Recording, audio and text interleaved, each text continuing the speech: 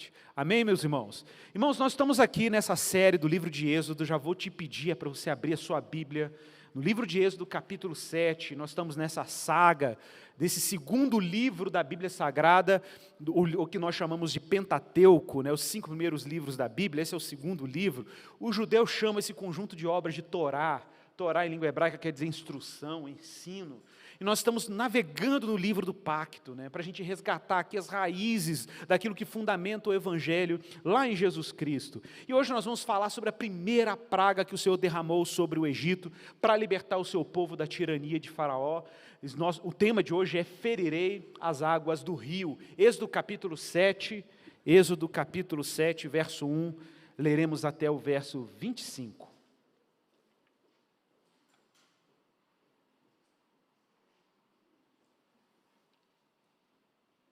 Bom, assim diz a palavra do Senhor. Então o Senhor disse a Moisés: veja que eu te constituí como Deus sobre Faraó, e o seu irmão Arão será o seu profeta. Você falará tudo o que eu lhe ordenar, e ordenará Arão. Ele, Arão, seu irmão, falará a Faraó para que deixe sair da sua terra os filhos de Israel. Eu, porém, endurecerei o coração de Faraó, e multiplicarei na terra do Egito os meus sinais e as minhas maravilhas. Faraó não vai ouvir vocês, e eu porei a mão sobre o Egito e farei sair os meus exércitos, o meu povo, os filhos de Israel da terra do Egito, com grandes manifestações de juízo. Os egípcios saberão que eu sou o Senhor, quando eu estender a mão sobre o Egito e tirar do meio deles os filhos de Israel. Assim fizeram Moisés e Arão, exatamente como o Senhor lhes havia ordenado, e assim fizeram. Moisés tinha 80 anos e Arão 83 quando falaram com Faraó. O Senhor falou a Moisés e a Arão: quando o Faraó lhes disser, faça um milagre, você, Moisés, dirá a Arão: pegue o seu bordão, jogue-o diante de Faraó, e o bordão virará uma serpente. Então Moisés e Arão foram até Faraó e fizeram como o Senhor lhes havia ordenado. Arão jogou o seu bordão diante de Faraó, diante dos seus oficiais, e ele virou uma serpente. Faraó, porém, mandou vir os sábios e encantadores, e eles, os sábios do Egito, fizeram também o mesmo com as suas ciências ocultas.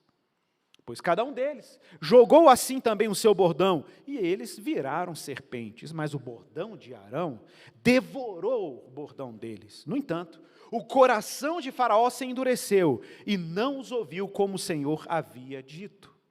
O Senhor disse a Moisés: o coração de Faraó está obstinado, ele não quer deixar o povo ir. Vá lá, fale com Faraó pela manhã, ele sairá às águas e você estará à espera dele na beira do rio. Leve o bordão que virou serpente e diga a Faraó: o Senhor, o Deus dos hebreus, me enviou para dizer-lhe: deixe o meu povo ir para que me adore no deserto. Mas até agora você não quis me ouvir.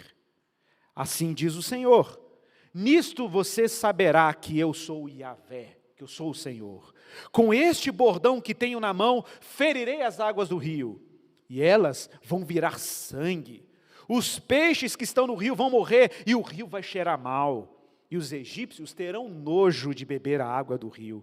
O Senhor disse ainda a Moisés: diga a Arão que pegue o seu bordão, estenda a mão sobre as águas do Egito, sobre os seus rios, sobre os seus canais, sobre as suas lagoas e sobre todos os seus reservatórios, para que virem sangue, e haverá sangue em toda a terra do Egito, tanto nas vasilhas de madeira como nas vasilhas de pedra. Moisés e Arão fizeram exatamente como o Senhor lhes havia ordenado. Arão, levantando o bordão, feriu as águas que estavam no rio à vista de Faraó e seus oficiais, e toda a água do rio virou sangue. Os peixes que estavam no rio morreram, o rio cheirou mal, e os egípcios não podiam beber a água do rio, e houve sangue por toda a terra do Egito. Porém, os magos do Egito fizeram o mesmo com as suas ciências ocultas, de maneira que o coração de Faraó se endureceu e não os ouviu como o Senhor tinha previsto. Faraó virou-se e foi para casa sem dar atenção ao que havia acontecido. Todos os egípcios então cavaram junto ao rio para encontrar água para beber, pois das águas do rio não podiam mais beber. E assim se passaram 7 dias depois que o Senhor feriu o rio. Vamos orar, pedir graça ao Senhor. Pai, nós estamos aqui hoje reunidos como igreja, porque precisamos ouvir a Tua voz. Fala conosco, Senhor. Perdoe os nossos pecados, as nossas falhas. Não permita que atrapalhemos a mensagem da Tua palavra. Que Teu Espírito nos inspire, que Teu Espírito nos equipe, nos dê discernimento na Tua palavra, nos dê coragem. Não para dizer o que queremos dizer, mas para dizermos aquilo que o Senhor deseja falar ao Teu povo. Que o Senhor nos farte com o Teu Espírito, que o Senhor aqueça o nosso coração. Aqueles que precisam de salvação, que o Senhor os ilumine com o Evangelho. Aqueles que precisam de consolo, que sejam consolados. Aqueles que precisam de admoestação, que sejam admoestados, mas que o Senhor nos discipline, nos edifique. Que o Senhor nos impulsione a fazer o bem. Que o Senhor nos dê discernimento e fé pela Tua palavra, é assim que oramos, em nome de Jesus. Amém. Irmãos, no domingo passado, falávamos aqui sobre a primeira incursão de Moisés e Arão na corte faraônica e como isso teve consequências muito difíceis. Tanto para Moisés, como para Arão, para o povo de Israel. Nós vimos como que a carga dobrou, a exigência de Faraó para o trabalho foi intensificada, e o povo ficou angustiado, sofreu. Os capatazes de Faraó, que eram israelitas contratados ou designados para administrar o regime de escravidão e exploração sobre o povo, foram cobrados por Faraó, que dizia: vocês estão ociosos, nós vamos redobrar a carga, que papo é esse de que vocês querem ir para o deserto adorar o Senhor? E Faraó recebe ali Moisés e Arão dizendo para ele: olha, o Senhor manda te dizer, deixe o meu povo ir para o deserto para que me adore. A resposta de Faraó é bem objetiva: quem é Yahvé, o Senhor, para que eu deixe o seu povo ir? Que nada, vocês vão ficar aqui. Isso se eu não conheço Yahvé, eu não sei quem é o Senhor. Eu falei aqui um pouco sobre isso, falei sobre como o nome de Deus foi revelado, por ocasião disso, e a gente falou sobre esse nome misterioso de Deus, 4 consoantes hebraicas, impronunciáveis. As pessoas tentam, Jeová, Javé, Yahvé, Jeová, os judeus chamam de Hashem, o Eterno, Adonai, mas a grande verdade é que esse nome é impronunciável. A única coisa que sabemos é que essas 4 consoantes, esse nome de Deus é derivado dos três tempos do verbo ser em hebraico: Hayá, Rovê e Avô. Fui, sou e serei. Esse é o nome de Deus, o Deus que era, um Deus que é e um Deus que será. Esse é o nome que Ele se revelou, e é o nome que Ele diz claramente que não foi o nome que Ele foi conhecido pelos patriarcas, mas é um nome que agora Ele vai ser conhecido por tudo que Ele anda fazendo no Egito.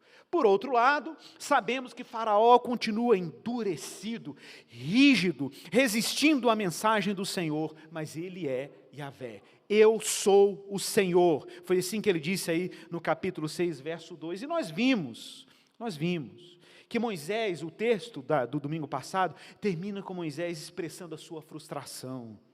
Ele dizendo: eu não sei falar bem, como pois me ouvirá Faraó?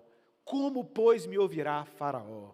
Eu não sei falar bem. Ele de novo apresenta a sua frustração, mas Deus deixou claro no capítulo 6. Fique tranquilo, que agora vocês verão o que eu hei de fazer a Faraó, pois por mão poderosa, se não for por mão poderosa, ele não os deixará. E, irmãos, falamos sobre isso, sobre como Deus está se apresentando a Faraó. Faraó não sabia quem era Yahvé. Então Deus está se apresentando a ele, brincava aqui, olá, tudo bem? Eu sou Yahvé. Ele não sabia quem era Deus. Deus está entrando nos domínios, aquele que era o Deus do mundo antigo, e se apresentando a ele. Claro, não da maneira convencional, isso teria custos, mas Deus tem lá seus meios de tornar o seu nome conhecido. Capítulo 7, verso 1, o texto de hoje. Olha como esse texto começa: então o Senhor disse a Moisés: eu te constituí como Deus sobre Faraó, e o seu irmão Arão será o seu profeta. Como assim, Igor? Moisés será como Deus. Gente, no texto hebraico a coisa não está tão suave assim. No texto hebraico a coisa é um pouco mais direta. Literalmente, eu te estabeleci para ser Elohim para Faraó. Não é como, não, para Faraó. Ele vai ser Deus para ou diante de Faraó. Claro, os tradutores colocaram o como para evitar uma confusão teológica, de você olhar para Moisés e falar, está vendo, Moisés era Deus. Não, gente, Moisés não era Deus. Tanto que no verso 2 o Senhor deixa claro, você falará tudo o que eu lhe ordenar. Está óbvio que ele era um representante de Deus perante Faraó, mas é um pouco mais do que isso. Quero te convidar agora a você analisar comigo como Deus, de uma maneira muito estratégica, está fazendo uso de uma linguagem mítica, conhecida no mundo egito, para fazer o que ele tinha que fazer. Como assim, Igor? Vamos lá. Irmãos, quem é Faraó dentro da mitologia e da religião egípcia? Quem é Faraó? Eu dei um spoilerzinho domingo passado, mas agora nós vamos para além. Existe um deus dentre os deuses do Egito que se chama Horus. Ele é representado na mitologia egípcia com uma cabeça de falcão. Ele é o símbolo da estabilidade, do governo, da boa administração. Gente, Horus, inclusive, quando ele queria ser representado dentro do mito ou das mitologias egípcias, Horus, ele se apresentava por Faraó. Faraó era uma espécie de encarnação terrena de Horus. Ele era Horus em carne. A ideia é essa. A ideia é que quando, inclusive, um faraó morria, Horus se desencarnava e ele era acolhido no além por Osíris. Por Osíris. Agora veja que interessante. E aí, e o próximo faraó? Aí Horus de novo se reencarnava no próximo faraó e mantinha o seu governo sobre o Egito. Existe um egiptólogo chamado James Allen, escreveu um livro, Os Textos das Pirâmides do Antigo Egito. Ele dizia que a característica de Horus era justamente o que Faraó fazia. Ele era um símbolo da estabilidade, era o símbolo do governo, do poder, da força política de Faraó. Gente, observe que a lógica de Faraó como um representante de Horus era totalmente familiar para os egípcios.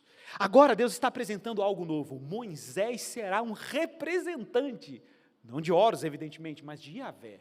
Então, naquele encontro entre Moisés e Faraó, é um encontro entre Yahvé e Horus.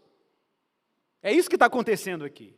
É o Deus bíblico, universal, Senhor de toda a terra, se apresentando aos deuses pagãos. E agora temos um problema.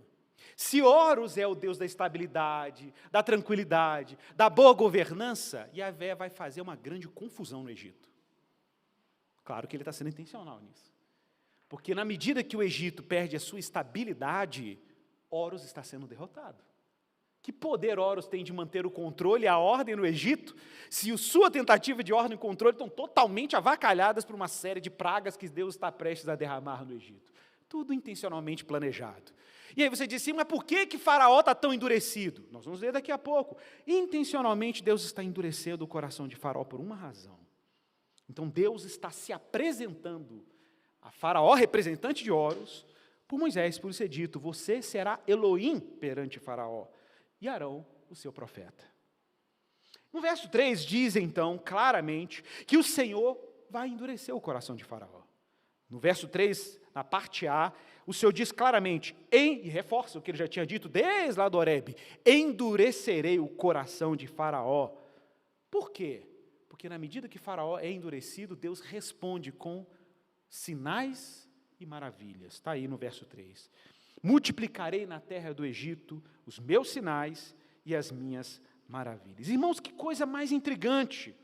A resistência de Faraó se torna um instrumento, uma prestação de serviço para a glorificação de Deus. Deus está prestes, engajado a revelar quem Ele é. Quero só lembrar que no domingo passado eu citei aqui Êxodo 9:16, que é um texto que a gente vai ler mais para frente. E Êxodo 9:16, o Senhor ainda diz mais claramente a razão por que Ele mantém Faraó intacto. Gente, Deus podia destruir Faraó no primeiro encontro, não podia? Claro que Ele podia. E Yahvé podia com um espirro divino desintegrado o Egito, ok? Mas não foi isso que Ele fez. Deus preserva Faraó e a sua resistência por uma razão. Olha o que está lá em Êxodo 9:16, não precisa abrir, eu vou ler para você. Êxodo 9:16. Em verdade, Deus, falando por meio de Moisés diretamente a Faraó, em verdade foi para isso que eu mantive. Foi só por isso que eu mantive você em vida. Foi só por isso. Para quê? 2 motivos. Número 1, para mostrar a você o meu poder, ok? Para mostrar a você o meu poder. E o segundo motivo, para que o meu nome seja anunciado em toda a terra. por isso. Irmãos, nós na teologia, quem estuda teologia da missão, a gente chama de missiologia, a gente estuda um conceito muito importante para nós cristãos que trabalhamos com missões, que é um conceito que nós chamamos em latim de missio Dei. Missio Dei quer dizer a missão de Deus. Significa que Deus está em uma missão cósmica para que seu nome seja glorificado. Uma missão que, inclusive, antes de qualquer missionário sair pelo mundo pregando o evangelho, qualquer evangelista pregar o evangelho, Deus já está, a Trindade está em movimento desde a eternidade, para que o seu nome seja conhecido de forma universal. O que é irônico é que a maneira com que Deus está querendo fazer com que o seu nome seja conhecido em toda a terra, está justamente na maneira muito particular que Ele trata um povo em específico. É curioso imaginar isso, né? Como Deus quer salvar em termos universais a humanidade, mas para fazer isso, Ele trabalha de forma particular no meio de um povo. Ele separa um povo, Ele elege um povo, salva um povo, redime um povo, para a partir desse povo revelar a sua salvação universal. Então a resistência de Faraó não era simplesmente uma resistência, aqui não é uma brincadeira de uma disputa simplesmente religiosa, não. Deus está usando tudo isso para quê? Para que o nome de Deus e a sua fama seja anunciada e conhecida em toda a terra. Gente, o próprio Deus está envolvido com essa tarefa. O próprio Deus está envolvido com essa missão da sua glorificação. Por isso que o texto diz que quanto mais Faraó resistisse, ele multiplicaria na terra do Egito sinais e maravilhas. Algumas versões falam sinais e prodígios. A palavra hebraica para sinal, tem várias conotações. Quer dizer marca, alusão, indicação, pista. Então, quando Deus está fazendo os sinais, Ele está sinalizando algo de fato. Ele está aludindo a algo de fato. Mas Ele não está só apenas fazendo sinais. Ele também está fazendo moftim, em hebraico. Ele também está fazendo maravilhas, milagres. Eventos extraordinários estão acontecendo, fora do comum. Por que Deus está fazendo isso? Nós vamos ver daqui a pouco. Mas olha que interessante o verso 4. O verso 4 diz aí em Êxodo 7 que Faraó não vai ouvir vocês. Com tudo isso, ele ainda não vai ouvir vocês. Gente, Faraó não vai deixar os israelitas saírem apenas por uma mensagem. Eles só vão sair se eles forem arrancados. Se Deus mesmo estiver direta, ativa e intencionalmente envolvido com a libertação do seu povo, Deus precisa estar soberanamente envolvido com esse projeto. Ele tem que estar lá. Ele tem que ir lá, botar a mão na massa. Literalmente, porque o texto diz, né? Eu porei a mão sobre o Egito. Deus tem que pôr a mão na massa para salvar os israelitas. Senão, não tem jeito. E por que Deus vai botar a mão na massa? Porque quando Ele põe a mão na massa, a gente conhece o oleiro. A gente conhece aquele que está fazendo as coisas. E não fique pensando que a nossa redenção e a nossa salvação foi diferente. Deus pôs a sua mão na história quando fez o seu verbo se fazer carne e habitar entre nós. Para nos arrancar da tirania de todos os ídolos que tentavam nos aprisionar. Ele fez isso ativamente e soberanamente. Eu quero só chamar a sua atenção para um detalhezinho no verso 4. Olha o que diz aí. Eu porei a mão sobre o Egito, eu farei sair os meus exércitos, o meu povo, os filhos de Israel. Gente, eu já falei sobre isso aqui. Em língua hebraica, os verbos não são conjugados necessariamente em passado, presente e futuro, como em língua portuguesa. Os verbos são construídos, a gente chama de construções verbais. Eles são construídos a partir da qualidade da ação. Se uma ação foi completa, se uma ação é imperativa, se uma ação é incompleta, né? E a gente tem aí as construções verbais. Inclusive, nos verbos hebraicos, a gente tem verbos que são provocados, verbos na voz passiva, e tem cada um desses verbos tem uma tabela de conjugação diferente. Você sabe como é que está conjugado esse verbo aqui? Eu, o Senhor, colocarei a minha mão sobre o Egito e farei sair. E farei sair. Isso é um verbo conjugado, gente, num tempo, a gente chamaria em português, a gente chama em refil, né, no hebraico. Mas quer dizer, literalmente, um verbo ativo causativo. O que é um verbo ativo causativo? Deus é a ação e a causa da ação. Ele que está provocando o negócio. Olha como isso é intrigante. O que o texto está dizendo é que é Deus quem vai provocar a salvação. É Deus quem vai agir e vai ser a causa. Ele vai fazer o povo sair do Egito. Não é o povo que sai.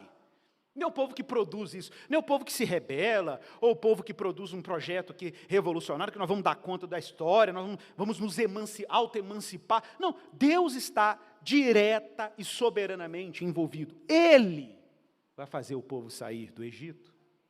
Irmãos, essa linguagem gloriosa de um Deus que é ativo para nos redimir do início ao fim, um Deus que abre os nossos olhos, converte o nosso coração, nos conduz pela vida eterna, sela a gente para a vida eterna, não abre mão da nossa salvação e nos faz entrar pela eternidade, só mostra como a nossa salvação é uma obra misteriosa, graciosa e soberana desse Senhor.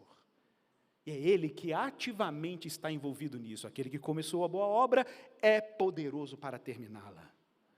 Não é essa também a linguagem lá de Paulo em Colossenses capítulo 1, do verso 13 ao verso 14? Observe o tom dos verbos que Paulo utiliza. Ele nos libertou. Ele nos libertou do poder das trevas e nos transportou para o reino do seu Filho amado. Ele nos libertou, Ele nos transportou. Deus é o agente e é a causa da nossa salvação. É nele que temos a redenção e a remissão dos nossos pecados. Jesus, em João capítulo 6, verso 37, diz que todo aquele que o Pai me dá, esse virá a mim. É muito objetivo, é muito claro. Todos aqueles que o Pai me dá, esse virá a mim. Ah, Igor, foi. Mas por que você foi? Porque Deus te deu a Jesus. É simples. Deus te deu a Jesus. Todo aquele que o Pai me dá, esse virá a mim. Lembrando que aqui é um contexto em que Jesus está sendo interpelado pelos fariseus, questionando, sendo duros, chamando Jesus de Beelzebu e toda aquela ironia. E Jesus está assim, nem um pouco preocupado com isso. Ele fala assim, fiquem tranquilos. Ele olha para os discípulos e fala, fiquem tranquilos. Todo aquele que o Pai me dá, esse virá a mim. E aquele que vem a mim, de modo nenhum lançarei fora. Você ouviu isso? De modo nenhum lançarei fora. Ele é ativo, Ele é a causa, Ele é a origem, é Ele quem salva. E eu falei sobre isso aqui domingo passado. Essa é uma diferença enorme entre a religião cristã e todas as outras religiões do globo. E aqui eu não estou colocando o cristianismo necessariamente num tom de arrogância em relação às outras religiões, não. Só estou constatando um dado da nossa tradição. Quando você compara o cristianismo com qualquer outra expressão religiosa, sem exceção, inclusive algumas versões de cristianismo, infelizmente, por isso que nós precisamos um momento da história de uma reforma, como aconteceu no século XVI, né, porque as pessoas se esquecem que existe uma diferença entre o evangelho e religiosidade. E qual é a diferença entre o evangelho e religiosidade? A religiosidade, ela vai te ensinar procedimentos, passos, coisas que você tem que fazer para que você seja salvo e aceito e reconciliado por Deus, ou em Deus. Vai te ensinar procedimentos, você tem que fazer isso, sacrificar aquilo, subir escada de joelhos, você tem que fazer determinadas práticas, tem que ter determinadas rotinas, e toda a sua espiritualidade é alimentada pelo medo, e não pela gratidão. É alimentada pelo terror, pela culpa, e não pela graça de saber que Deus dá conta de você. Inclusive as razões por que a gente se santifica, porque a gente busca obedecer a Deus e andar na sua palavra, não são baseadas no medo, mas baseado no que a própria graça faz em nós. Deus provoca um ato de salvação tão extraordinário, que só resta para você fazer o que o povo de Israel fez depois que tudo isso aqui acabou, lá depois do Mar Vermelho, dançar. Dançar como Miriam dançou. Só resta celebrar. Porque é isso que nós fazemos quando descobrimos a dimensão do que Deus fez em nós em Jesus Cristo. A nossa obediência não é baseada no medo, é baseada em festa, é baseada em júbilo, é baseada em gratidão, é baseada em tudo aquilo que Ele fez. A gente fica tão grato que a gente está obedecendo, cheios de gratidão a Deus pelo que Ele é e pelo que Ele fez em nós. Essa é a diferença de uma religião em que você tenta se salvar e o Evangelho, que é a boa notícia de que Ele te salvou. É muito diferente. É muito diferente. Essa é a boa nova pelo qual vale a pena você ser batizado, vale a pena você ser cristão, vale a pena você confiar, porque você olha para Cristo e fala, Ele dá conta de mim, do início ao fim, ativo e causativo. É isso que Ele faz. Tudo bem?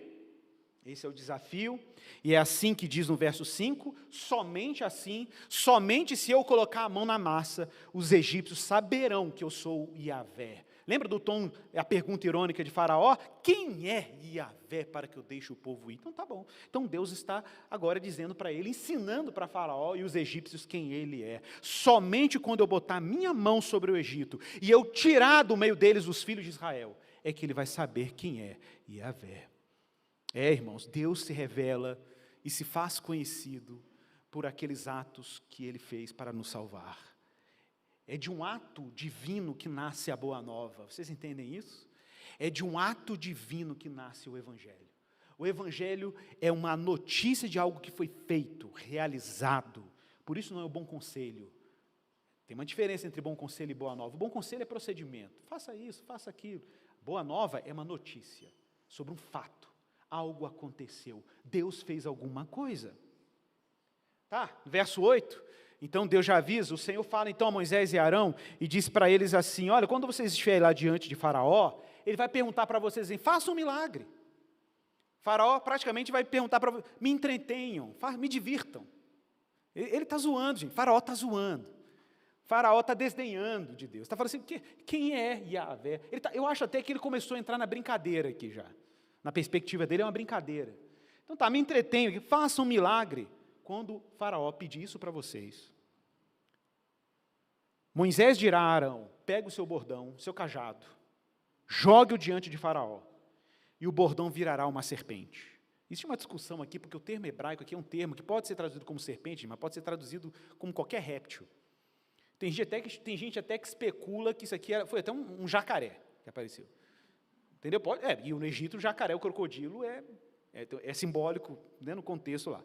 Mas o que importa é que alguma criatura apareceu lá, ok?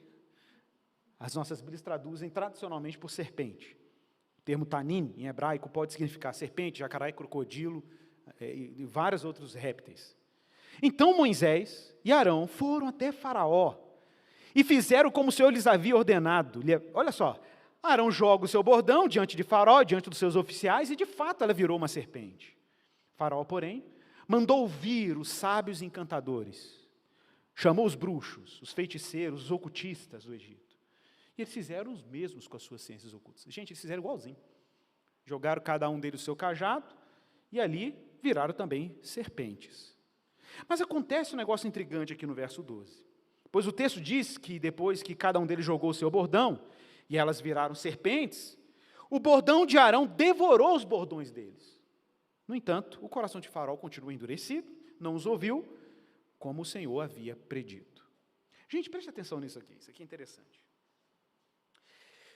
A gente fica olhando esses negócios de vara virando serpente, já vi até teorias assim, será que elas não estavam catatônicas, que tem esses encantadores de serpente?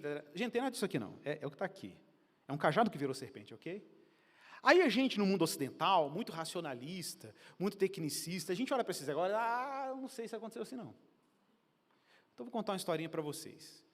Isso aqui, gente, de artes ocultas, magia, encantamento, isso aqui é um mundo, uma cosmovisão que está por trás disso aqui, que a gente não conhece no Ocidente mais. Aqui no Brasil, durante muito tempo, quando as religiões de matriz africana imperavam no Brasil em vários níveis, e eu me lembro muito bem disso na minha adolescência, porque minha mãe vivia expulsando demônio lá em casa, então eu vi bem de perto isso, quebra de macumba, quebra de estátua, não sei o que, o pau quebrando. Isso não acontece tanto mais, porque a nossa sociedade se secularizou, se desencantou, isso é normal. Mas em outros contextos, isso é a realidade. As pessoas vivem isso, elas respiram isso, e tudo passa por isso. Eu fui entender isso quando entendi que o que está acontecendo aqui não é simplesmente uma prática cultural egípcia. Gente, isso aqui é uma prática cultural e religiosa típica do continente africano como um todo. E eu me lembro, quando eu fui a primeira vez a Moçambique, em 2015, e eu dormia, ouvindo os tambores à noite, todas as noites, porque as pessoas respiram isso, os curandeiros fazem rituais à noite nas casas, e os curandeiros lá são considerados, inclusive, funcionários públicos, são financiados pelo governo, porque é chamado medicina tradicional. Olha que coisa curiosa.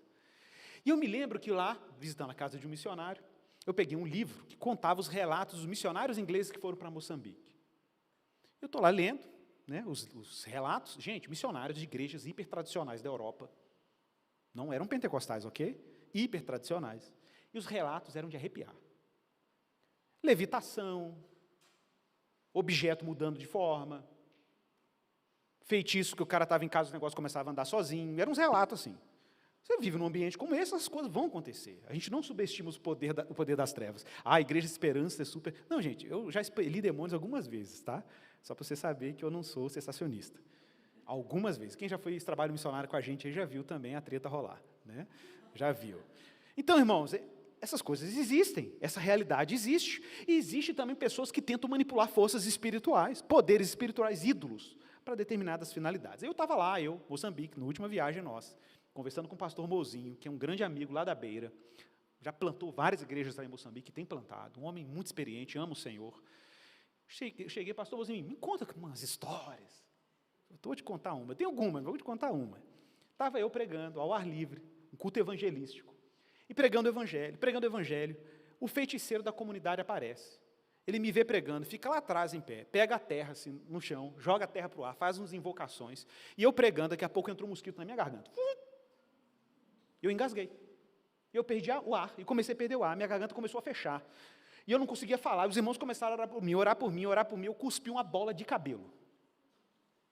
Relato o pastor Mouzinho lá em Moçambique. Falou assim, foi só assim que eu continuei e voltei a pregar. Irmãos, num contexto animista, essas coisas acontecem. Se você pega os textos de Paulo, as missões apostólicas, essas coisas acontecem. Então eles fazem umas coisas esquisitas. Agora, o que é intrigante no texto, não é o fato dos feiticeiros do Egito, ou os magos, fazerem 2 varas virarem serpente. O que é intrigante é o fato de que a vara de Arão, que virou uma serpente, devorou as serpentes dos magos. Isso era um recado. Qual era o recado? Gente, tanto serpentes quanto os cajados, se você pegar qualquer imagem de deuses egípcios na internet, ou de faraós, vocês vão ver, os faraós no Egito, eles costumavam ser representados com a mão cruzada. Vocês já viram isso? Tutankhamon. Vocês podem observar, numa mão ele tem um cajado, na outra mão ele tem um chicote. Geralmente é assim. O cajado é o símbolo do poder, da estabilidade do governo. O chicote é um chicote de bater em trigo, para você tirar a casca do trigo, porque era o símbolo do quê? Da provisão, do alimento. O propósito de Faraó era prover alimento e governar. Esse é um símbolo típico do Faraó do mundo antigo. Então, o cajado que se joga no chão é o poder de Yahvé ali. O cajado lá dos oficiais de Faraó é o poder de Faraó ali. Então, o que está acontecendo ali naquela briga não é de galo, é de cobra. Ok? De cobra. O que está acontecendo ali é uma disputa de poder. E os magos entenderam o recado quando a serpente que era da vara de Arão e Moisés, devorou as outras serpentes. Eles entenderam o recado. Eu quero trazer um detalhe aqui. Se aquilo ali era uma disputa de poder simulada, o que estava acontecendo ali? Observe no verso 2 que o texto não diz assim, a vara de Arão devorou, não fala assim, a serpente de Arão devorou as serpentes dele, não diz isso no texto. O texto diz que o bordão de Arão devorou os bordões dele. Não fala serpente, fala que foi a vara que fez isso. Por que a vara? Porque era o símbolo de poder. Era o poder de Yahvé, era o poder do Deus único, devorando o poder de Faraó. Agora eu quero chamar a atenção para mais um detalhezinho que enriquece esse texto. Vocês sabiam que a palavra que está sendo usada em hebraico aí para devorar, a palavra balá em hebraico, só aparece 2 vezes no livro de Êxodo. 2 vezes. Somente. No verso que nós acabamos de ler aqui, 12, do capítulo 7, e ela aparece no verso 12 do capítulo 15. Lá para frente no livro de Êxodo. Sabe por quê? Sabe o que está escrito lá? Depois que o povo de Israel atravessa o Mar Vermelho, os cavaleiros de Faraó estão vindo atrás, e o mar afoga os cavaleiros do Egito. Depois Moisés faz um cântico, o cântico de Moisés, que aparece no capítulo 15, verso 2, olha o que Moisés fala, estendeste a tua destra e a terra os devorou, é a mesma expressão. Então Deus já estava prevendo nesse ato da serpente, que um dia Deus devoraria o Egito, foi o que ele fez no Mar Vermelho. Foi o que ele fez no Mar Vermelho. No entanto, o coração de Faraó se endureceu, ele não mais os ouviu como o Senhor havia dito. E aí, então, já que ele não ouviu, Deus vai para o próximo passo, ou a primeira praga. Gente, de novo, já falei sobre isso aqui na igreja, tem alguns textos bíblicos que você não pode ler de forma sisuda, não, porque o texto hebraico, gente, tem ironias, tem humor. Quando você lê a Bíblia, sempre leve isso em consideração, de vez em quando vai ter uma zoeira. Isso é típico da Bíblia hebraica, é típico do texto bíblico. Jesus também era zoeiro, pode ficar tranquilo, negócio de camelo passar em agulha, tudo é zoação, tudo zoação. Mas isso é parte do humor, é o típico do humor judaico, a gente sabe disso, os judeus têm essa fama, né, do humor judaico. Mas vamos lá, no verso 14, ao verso 16, que cena irônica, hilária. Olha o que o Senhor disse para Moisés. O coração de Faraó está duro. Ele não quer deixar o povo ir. Então faz o seguinte, vai lá amanhã de manhã. Quando o Faraó ele vai tomar banho. Ele vai tomar banho aonde? Vai tomar banho no rio Nilo. Provavelmente foi tomar banho, ou foi fazer algum ritual, porque o Nilo era adorado, a gente vai falar daqui a pouco sobre isso. Mas fala assim, vai lá e falar com ele de manhã. Ô gente, Moisés foi lá atrapalhar o banho do Faraó, ok? Você imagina isso? Tem pior coisa do que a pessoa atrapalhar seu banho? Não tem, né? Agora, com a mensagem que ele já está ficando enjoado de ouvir, então ele vai lá importunar o Faraó. O Faraó vai lá pela manhã, ele vai sair às águas, só que quando ele sair, você já vai estar lá esperando ele. Aí, ó, verso 15, você o estará à espera dele na beira do rio. Ah, um detalhe, leve o bordão que virou serpente, só para ele lembrar. Você entendeu, né? Só para ele lembrar, leva o bordãozinho, leva o bordão que virou serpente. O texto ainda destaca isso, o bordão que virou serpente. Só para ele lembrar quem é que está conversando com ele. Verso 16, e diga a Faraó, abre aspas, agora lembra, Moisés é Deus perante Faraó. O Senhor, o Deus dos hebreus, me enviou para te dizer, de novo, gente, a mesma ladainha, deixa o meu povo ir para que me adorem no deserto, mas até agora você não quis ouvir. Então assim te diz o Senhor, verso 17, nisto agora você vai saber que eu sou Deus. Na versão hebraica aqui, Yadá, você conhecerá. Lembra que Faraó falou, eu não conheço Yahvé, então agora você vai conhecer. É isso que Deus está dizendo. Nisso você conhecerá que eu sou o Yahvé. Com este bordão que tenho na mão, eu vou machucar as águas do Nilo, ou ferir. No hebraico é literalmente machucar, ferir. E elas vão virar sangue. Os peixes que estão no rio vão morrer, e o rio vai cheirar mal, os egípcios terão nojo de beber as águas do rio. Gente, eu preciso agora falar do Nilo, não tem jeito. Pegue o Google Earth, ou Google Maps, não importa, imagem de satélite, faça essa experiência depois. E dê um zoom em cima da região do delta do Nilo, lá no Egito, e observem. Vocês vão ver deserto do Saara, porque é o norte da África, é todo o Saara. E vocês vão ver o delta do Nilo verde, e vocês vão ver um rio verde, descendo para mais de 6.500 quilômetros para o coração da África. Na verdade, ele vem do coração da África para o delta do Nilo. Estou fazendo um movimento inverso. Mas o rio corre das montanhas lá do coração da África, passa pela Etiópia e desemboca lá no mar Mediterrâneo, no delta do Nilo, lá em Alexandria, na antiga Alexandria. Agora, veja que interessante. Que coisa incrível. É um deserto árido. Se você sai um pouquinho do Nilo, aquelas pirâmides, tudo ali é deserto. Mas se você está no Nilo, boa parte da margem é tudo verde. É plantação de trigo, é coqueiro, é tamareira, é incrível, é incrivelmente fértil. Mas você sai um pouquinho mais, é deserto. Ou seja, o Nilo sempre foi o grande supridor do Egito. Desde a antiguidade, o Egito foi beneficiado pelo rio Nilo. Então, na perspectiva do mundo antigo, do Egito, e o poder de Faraó emerge justamente desse rio. Porque, não sei se você sabe, o rio Nilo funciona por uma lógica em que ele tem épocas de cheia. E quando acontece as cheias, ele leva substratos orgânicos para a margem do rio e a terra fica fértil. Depois ele volta para o seu leito. E é isso que beneficia os egípcios, fora os canais que eles fazem para levar a água mais para dentro do deserto. E é essa terra fértil que possibilita a riqueza egípcia. Então, para os egípcios, o Nilo era um símbolo de navegação, de pesca, agricultura, fertilização, água potável, tudo vinha do Nilo. O Nilo era uma mãe. O Nilo era um grande supridor do Egito. E é aí que entra a treta. Porque se Faraó é Horus, como nós já vimos, se Faraó é Horus, o deus da estabilidade, do governo e da segurança, quem é o deus do Nilo? Gente, na mitologia grega, ou egípcia, o filho de Horus se chamava Rapi, ele era o deus da cheia do Nilo. Então, quando o Faraó sai da sua casa e vai para o Nilo, o que ele está fazendo? É como se fosse o encontro de Horus com seu filho. Rapi. É um ritual. É uma liturgia pagã. Então, Horus, que é Faraó é a encarnação de Horus, vai se encontrar com seu filho, que é o Nilo. Se você pegar a representação de Rapi aí na internet, você vai ver Rapi é representado como um andrógeno. Ele tem mamas, tem uma barriga grande, porque é símbolo da fertilidade, do alimento, do suprimento. E, gente, a cena de Moisés pegando o cajado e ferindo o Egito, o que ele está ferindo? Ele está ferindo Rapi. Ele está ferindo o filho ok? De Horus, que Faraó encarnava. Está tudo sob controle. Deus está dando um recado na linguagem que Faraó entenderia.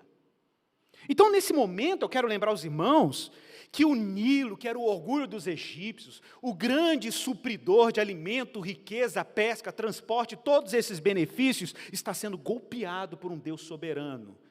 Já é o primeiro caos, primeiro desgoverno, vergonha de Horus, vergonha de Rapi, vergonha de Faraó, vergonha do Egito. Mas eu quero lembrar aos irmãos um pequeno detalhe. Irmãos, nós falamos sobre isso aqui no início dessa série, em Êxodo capítulo 1, verso 22, Faraó tentando matar os meninos israelitas lá com as parteiras, vocês se lembram? E as parteiras deram uma desculpa, dizendo que, não, as mulheres hebreias dão um filho muito rápido e não dá para matar os meninos a tempo. Aí Faraó dá qual ordem? Então beleza, então pega todos esses meninos, só os homens, só os meninos, as meninas não, só os meninos. Pega os meninos e joga todo mundo dentro do rio Nilo. Está lá em Êxodo 1, 22. Então Faraó deu ordem a todo o povo, dizendo, joguem no rio Nilo todos os meninos hebreus. O mesmo rio, esse rio que matou os meninos hebreus, está devolvendo o sangue dos meninos hebreus como juízo sobre Faraó. Vocês entenderam? Verso 19, então o Senhor disse ainda a Moisés, diga a Arão que pegue o seu bordão, estenda a mão sobre as águas do Egito, sobre os seus rios, sobre os seus canais, sobre as suas lagoas, sobre os seus reservatórios, que tudo vire sangue. E haverá sangue em toda a terra do Egito, tanto nas vasilhas como nas de pedra. Moisés e Arão fizeram tudo como o Senhor lhes havia ordenado. Gente, a água começou a cheirar mal, peixe morrendo, o povo não conseguiu mais beber a água, o orgulho dos egípcios foi ferido, literalmente ferido pelo juízo divino. Mas Faraó continuava resistindo, que bom, porque quanto mais ele resiste, mais Deus está sendo glorificado.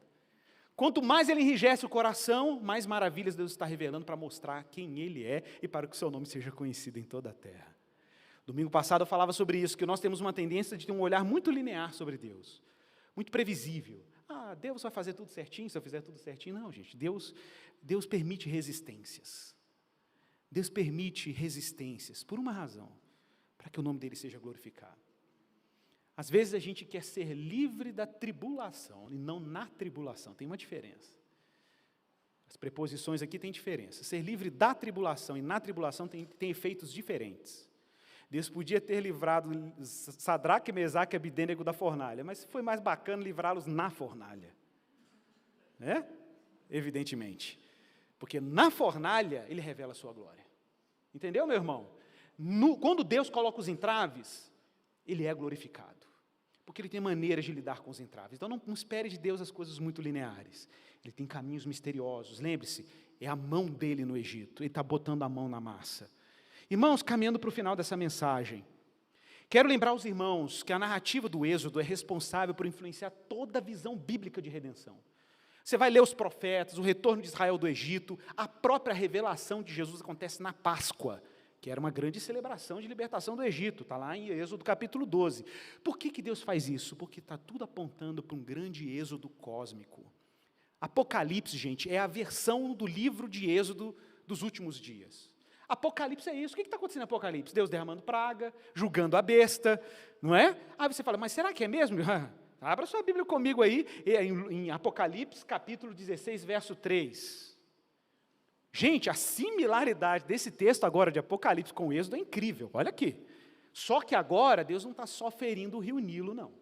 E Deus também não está julgando apenas um faraó, não. O nível do Êxodo, a gente chama isso de Êxodo escatológico, o Êxodo dos últimos dias é outro nível. Apocalipse 16, verso 3 ao verso 5. João está vendo uma série de anjos aparecendo, cada um deles está derramando uma taça da ira de Deus. 16:3 diz assim: o segundo anjo derramou a sua taça no mar, e o mar se transformou em sangue, como de um morto. E morreu todo ser vivo que havia no mar. O terceiro anjo derramou a sua taça nos rios e nas fontes de água, e elas se transformaram em sangue. Então vi o anjo das águas dizendo: tu és justo. Olha o nome de Deus. Tu que és E tu que eras o santo, pois julgaste todas as coisas. Gente, a razão desse texto estar aqui, se você continuar lendo Apocalipse, Deus está derramando juízo sobre as águas do mundo por causa do sangue dos mártires da igreja. Vocês estão entendendo isso aqui?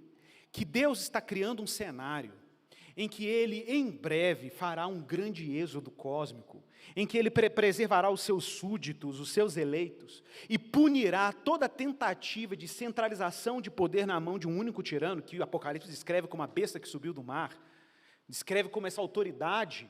E, gente, não é simplesmente, Igor, será que literalmente o mar vai ser ferido e vai ter sangue, etc? Não sei, irmãos. O que eu sei é que no caso do Egito, ferir o rio Nilo significava sabotar aquilo que era um instrumento de poder de Faraó. O sistema econômico faraônico foi sabotado por Deus. Deus tem lá seus meios de sabotar as nossas tentativas de controle e poder seculares, e de afirmar a centralidade do poder e do senhorio do seu filho. Foi com o dedo de Deus que Deus julgou, com a sua mão forte, e a história continua. Eu não sei em qual etapa desse êxodo cósmico nós estamos. Deve ser lá na caminhada no deserto, 40 anos. Mas, irmãos, quando nós chegarmos nessa terra, a terra que Deus prometeu a Abraão, como diz Irineu de Lyon, o antigo pai da igreja, lá do 2º século, ele dizia assim, não fiquem achando que quando Israel entra em Canaã, Deus já cumpriu as promessas que ele deu a Abraão. Não. Porque quando Deus prometeu a Abraão uma terra, ele falou, onde teu olho enxerga? Aonde que chega? Tudo isso eu te darei. Tudo isso eu te darei. Onde teu olho vai? Gente, o horizonte da promessa de Deus a Abraão é de uma terra enorme, para caber filhos inumeráveis como a areia do mar e como as estrelas do céu. Essa é a extensão da promessa dele, e essa é a razão porque ele te arrancou com mão forte e braço estendido te salvou dos seus ídolos. Porque Deus está envolvido num projeto de destinar para aquilo que Deus prometeu a Abraão, junto com todos os santos de todas as eras, de todas as épocas. Isso é extraordinário. É por isso que Ele nos chamou. Amém, irmãos? Vamos orar ao Senhor, vamos pedir graça a Ele. Vamos pedir graça ao Senhor. Prepare-se para a ceia, prepare-se para abraçar o cálice da nova aliança e o pão que Ele nos dá. Prepare-se para se alimentar do Cristo que nos libertou, esse que é Deus entre nós em carne, que se fez carne e habitou entre nós. Ele não é apenas um representante, Ele é o próprio Deus no meio de nós. Ele é o próprio testemunho definitivo da sua vitória, e é para lá que nós vamos caminhar. E até lá, nós temos um testemunho para dar neste mundo, nós temos uma mensagem para anunciar. Prepare o seu coração para se alimentar de Jesus. Pai, muito obrigado pela Tua palavra. Muito obrigado pelo que o Senhor diz e fala conosco. Obrigado por nos encorajar. Obrigado por saber que o Senhor continua sendo soberano, vencedor, triunfante, e que nenhum poder neste mundo pode se comparar ao Teu. Que nenhum falso Deus, nenhum falso ídolo, nenhum espírito maligno pode, ó Pai, contrapor o Teu senhorio. O Senhor tornou obsoleto todo o poder. E nós estamos ligados a Ti pela fé, confiantes de que o Senhor tem também poder soberano para nos arrancar das trevas e nos transportar para o reino do Filho do Seu amor. Foi para isto que se manifestou o Filho de Deus, para destruir as obras do diabo. Nós Te glorificamos, Senhor, em nome de Jesus. Amém. Prepare-se.